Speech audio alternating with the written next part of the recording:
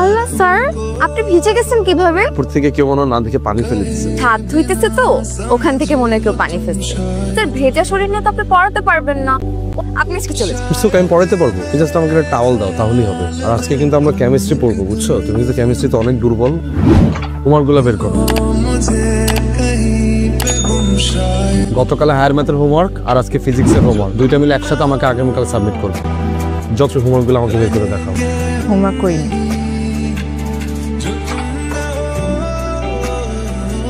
নুরি, আমি সরি, আমার কাছে মনে হচ্ছে আমি তোমাকে না পড়া, আমার কাছে মনে হইতেছে শিক্ষক হিসাবে তুমি আমাকে পছন্দ করতেছো, সো বেটার আমি তোমাকে না পড়ে। আজকে যদি পরীক্ষা তুমি ভালো রেজাল্ট করো, সেটার ফল কি আমি ভোগ করবো? সম্পূর্ণটা তুমিই ভোগ করবা। তোকে আমি শাসন করছি, এই জন্য আমি সরি।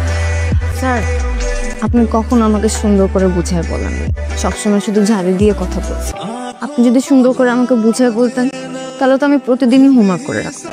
তোমার সাথে খারাপ ব্যবহার করছি, এটার জন্য আমি সরি। আমি শুরু থেকে খুব টেনশনে ছিলাম।